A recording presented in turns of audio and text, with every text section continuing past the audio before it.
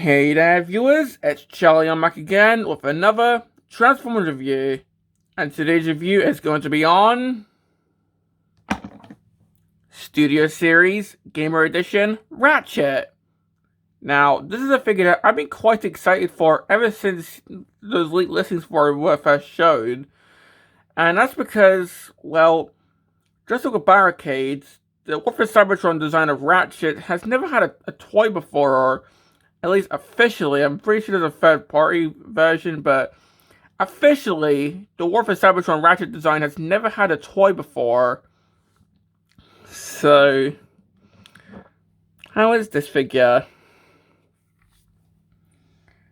Well, starting off with the box. Of course, we've got the standard Studio Series packaging with the Gamer Edition Silver right here. So we got the game right there, Transformers War for Cybertron. Got Ratchet right there.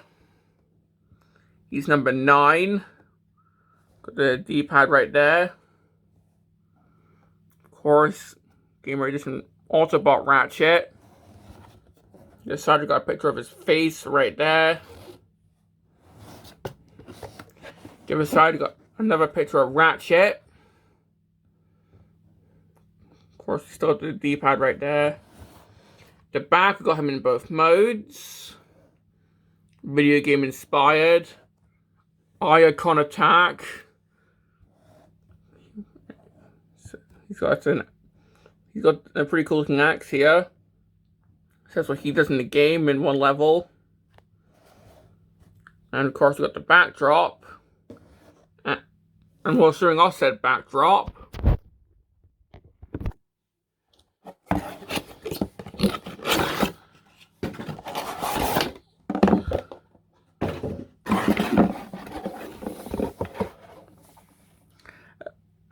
Well, of course, it's based on one of the levels in the game. And of course, we can just put Ratchet right here, although there's more wax for robot mode, so we'll come back to this later. And while talking about the actual figure, well, of course, it's Ratchet as he appears in the War for Cybertron game. And with this being the design's debut in toy form, well, this looks really good. Like, holding it in hand, this feels really nice to hold. Like, it's chunky, it's big. This is a really good looking figure in vehicle mode. And we're just looking at the details here. Of course, we've got the Autobot insignia right there in the center there. I don't want to say that that's a windshield because it's a Cybertronian vehicle, but we got a bit of, I think that's gunmetal right there. Or, like, it's definitely not black looking at it in person, but gets a bit of gunmetal right there. Of course, we've got side window, I guess, detailing right there. Here we have his medical symbol, which, of course, is not a cross because they can't do that, but yeah, I'm pretty sure he had this in the game as well, where it's like a little heart monitor, which is pretty cool. The front where it's this little honeycomb detailing. So we got that. This little bit of red on the wheel arches. Got this on top. So he doesn't have a light bar, but he does have this on top here. So I guess it's not really an ambulance because it's a Cybertronian vehicle, but it's still a really chunky van-like vehicle. The wheels look really nice because they have this bit of red paint on them, and they're all pinned in, which is really nice. Like, I love it when all the wheels are pinned in because then he can roll really well. Like, he can roll the entire length of the desk. You can see this guy rolls really well. And that's thanks to the pinned wheels. I guess something that pegs the wheels can just not do that as well. Beautiful. The back, we've got some detailing here, including the ports for the weapon. Underneath, where, I mean, it is mostly clean, but you can still see bits of folded up robot here. But still, overall, I love this vehicle mode. Probably, if anything, this is probably one of my favorite vehicle modes in the War for Cybertron Studio Series line. Because, seriously, it's just a huge, chunky van Cybertronian vehicle. And, if anything, the upcoming Ironhide looks just as good. So I can't wait to get that when it comes out as well. Now, for the accessories, well, technically he has 3, but it's more like 2. So for the main accessory, we have his gun, which kind of looks like one of those things you see in Gmod, which like lifts ragdolls up and down. Because we can see it's got that little claw thing. If anything, this looks like a portal gun. That's what I was thinking. It's a portal gun. There are 3 claws in the front here. And this can also spin around, so that's a bit of fun that you can do. So yeah, this can spin. However, with those claws in the front, I'm worried in case they get in the way of blast effects. And, yeah, unfortunately they do start getting in the way of blast effects, which is a bit crappy, but, well. It makes up for with the spinning, which is quite fun. Kind of reminds me of the old Full Cybertron Sideswipes weapon. And the way that this stores, well, we've got these pegs here on the side, and they just go into these ports here. So, yeah, not really that elegant, but, I mean, hey, it's weapon storage. And the next accessory,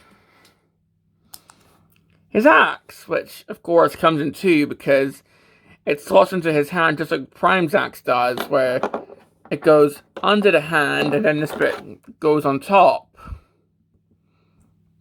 So, yeah. And the way that this goes is there's 2 tabs on top and 2 pegs here. And these just peg into here. So now that's like a little jousting weapon, I guess. And it's just weapon storage. But still, that's an option if you want to do that.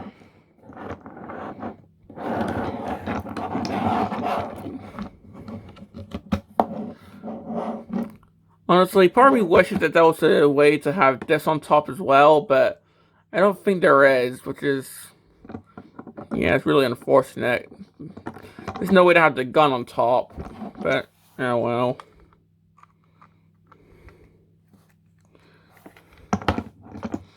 Yeah, that's pretty much it for the vehicle mode. Overall, I really like this vehicle mode. I mean, it's got pinned wheels, so you can pull up a few items and do a do on this guy, and that is really fun. Like that's just hours of it. I can't even speak it so far, but that's hours of entertainment right there. But, well, that's enough messing around. Let's move on to the transformation. So, start off by taking these off. And also splitting the axe, because, of course, I'll have to put that in the hand later. But, well, to start off, I'm just going to try and untap the back section here.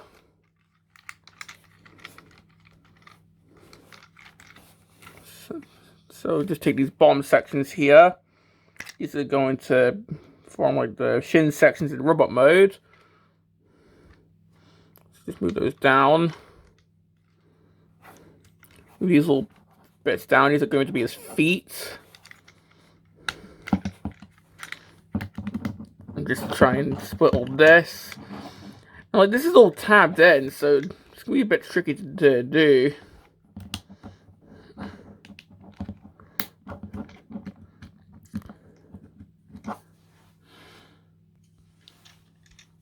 Okay, so doing that off camera because that was really tight, but just untab all the back. And we'll just spin these back sections around like so. And then what we're going to want to do, take these bits, fold them in, take these top bits, and just accordion them up. You can spin them around as well, but I don't really see a point in doing that. And then this just goes in there.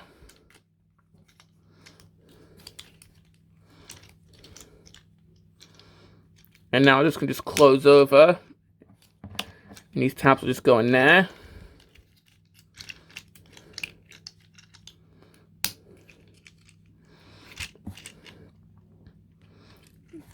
Spin these around at the knee like so.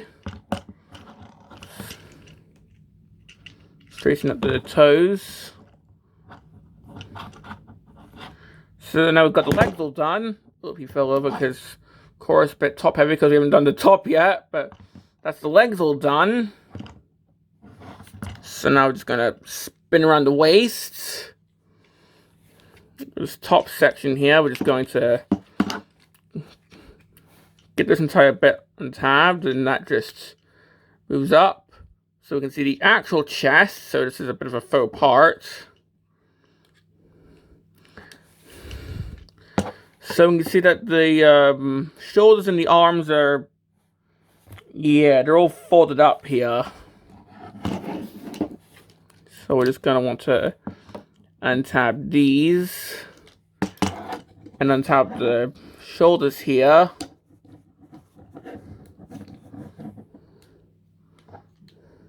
Move around the shoulder like so. On this hinge, move that down. So to actually fully explain this, take the forearm here with the wheel, rotate it up on this hinge here, and just spin it around. Then on the hinge with the shoulder, move that down. There we go. And just move the arms down to the level of the torso. Then with these bits, these are going to be the shoulder pads, so just move them down. And these will cover the shoulders. And they have the same detailing that the hands now have. Now this is a very minuscule detail that you'll probably forget about, so just this little die in his chest, spin that around, and that will show the ultimate insignia right there. Now we can take this little armature, just move this up so the chest will tab in. Just close these little panels up. Then these will tab into his back. And well, here we have Ratchet in robot mode. And well, honestly, I feel like the transformation is probably, my least favorite bit about this figure. Because there's just a lot of fiddly bits. Like, the way that the legs have a lot of, well, the legs have a frick ton of origami in them, you see.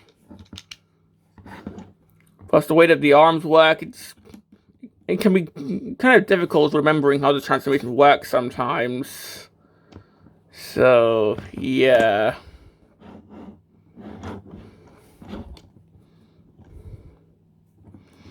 But, well, the resulting robot mode, I mean, that's definitely Ratchet. Like, just having a 360 of him. Like, yeah, the hands still have the arm monster thing, which is meant to be on the shoulder pads, but well, this guy still looks pretty good.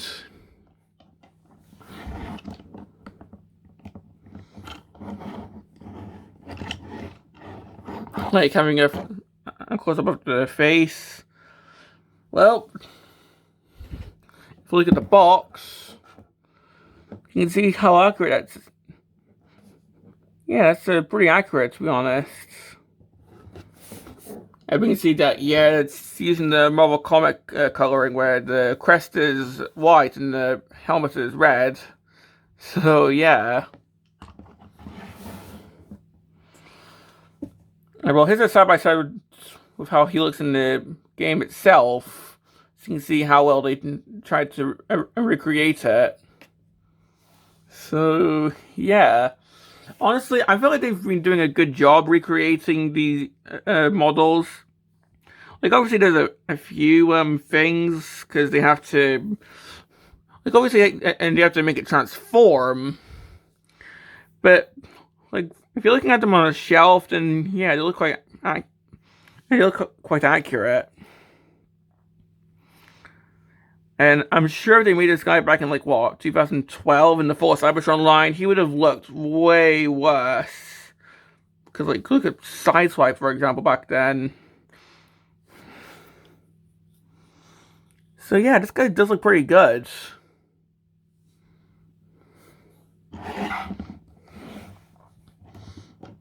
Now, of course, for accessories, well, we can give him the axe, and just like with Optimus Prime, we have to feed this through his hand first. Oh, there we go. So we feed the stick through first, and then afterwards, we can put the axe head on after that, like so. And we also have the portal gun, which he can hold normally, which they do with these figures now, which I do appreciate that. You know, if you don't want to straight rip the arm off, you can just have him hold it normally. So there is that. Or, if you want to be game accurate, you can rip his arm off and then just sort of plug this where the arm used to be. So now he's got a gun for an arm, just like how the game works. And of course, for the actual arm itself, for storage, normally just plug this on the back somewhere, but there's no port here. Well, if you just move this down, you see there's a little port in there. So what this does, this actually plugs into this little port here. And then if we just move this back up and tap everything back in, they actually conceal the arm, that's bloody amazing. Like, holy crap. That's genius. Because, like, normally if you take the arm off for the gun arm mode, either they don't have anywhere to put the arm, like with being Cliff Jumper, like, it's not intentional, like my way of storing the arm on Starscream, or it just hangs off the ass, like Prime, or the back, like Sideswipe. But here, this is amazing, and I hope they find more ways to do this with future War for Cybertron Gamer Edition figures, like if they do like a Jazz, for example. So, yeah, that is amazing. And we can see that the gun arm actually sort of, like, it definitely meshes in quite well. Like, it sort of covers the wheel. Yeah, that looks pretty good. So, yeah. And it can still spin if you want to do that. So there's hours of entertainment right there. And the axe doesn't really do anything. I mean, you can get a Decepticon soldier figure and just hit him with it, but yeah, it's just an axe. I'm not sure what to do for storage with it. There's a port desk, so I'm sure you can. I'll just show up the axe head, but like I just noticed a port desk, so you can. Yeah, there you go. Oh, well, it's not plugging in, but.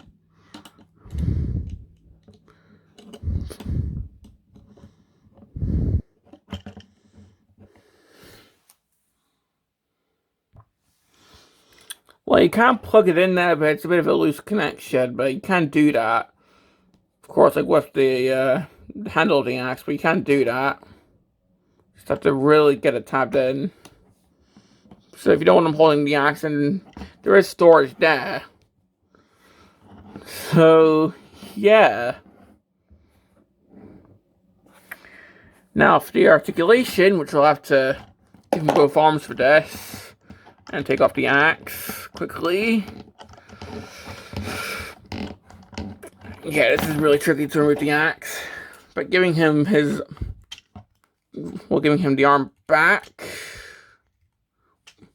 And it's a really snug fit, like...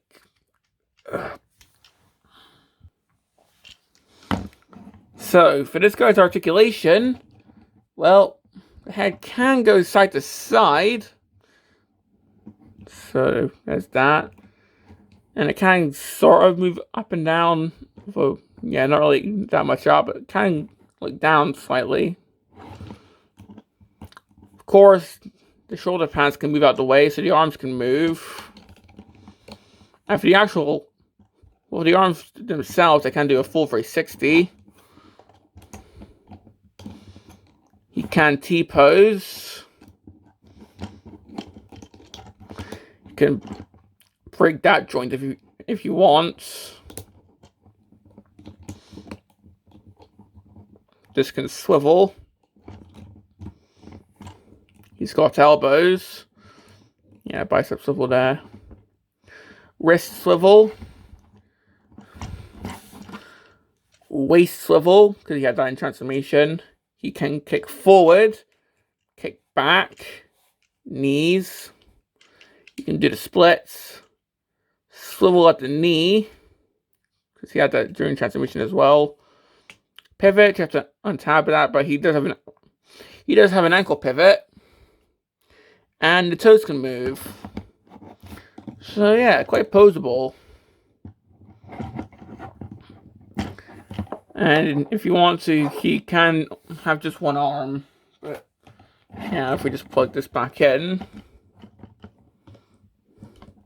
And if you want to count this, then this spinning around can also count as articulation, because why not? And again, just getting this plugged back in. There we go. I'm still amazed by the. I'm still amazed by the arm storage. And of course, getting the axe plugged back in.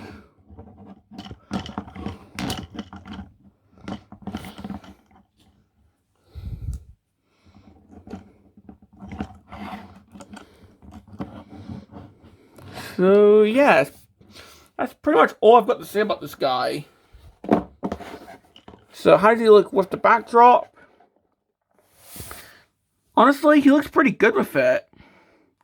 Like, I don't feel like I have to raise the camera this time, but seeing how I do it with all Studio Series reviews. There we go. So, complaints with this figure? Well, I feel like getting the axe in his hand is really tight. Like, you really have to, like, swivel the thing around to get the thing in there. And out, for that matter. So, the axe is quite tight.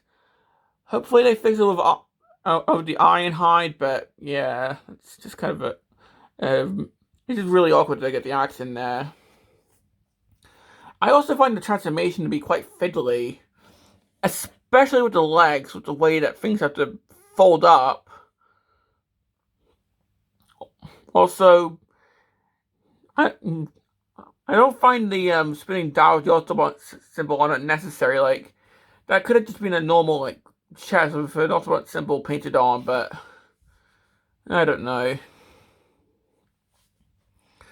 I also just kind of wish that maybe there was a way to plug boss effects onto the gun, but this one's just a nitpick. And well, I just kind of find like I didn't mention it's in the review, but part of me thinks that the arms are maybe a bit too long.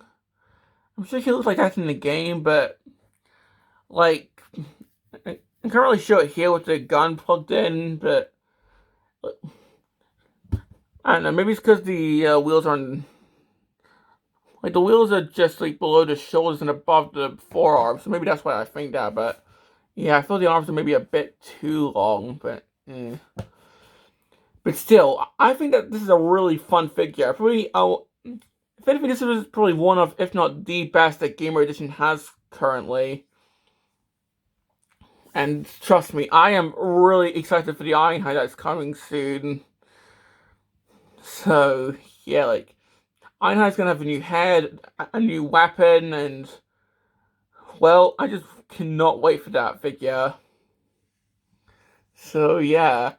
Well, for Ratchet, do I recommend him? Absolutely. Because, come on. This guy's got a chunky vehicle mode. He's fun in robot mode. I love the arm storage, which is really clever compared to just plugging it on the arm. Well, just plugging it on the arse at the back. Come on, this guy is amazing looking. They really knocked it out to the park with this guy. So if you don't have this guy yet, I highly recommend you get this guy. Or if you're watching this in the future, Ironhide. So, yeah. This is my favorite Gamer Edition figure currently. So, this has been my review on Studio Series Gamer Edition Ratchet. And this is Charlie Young, signing off.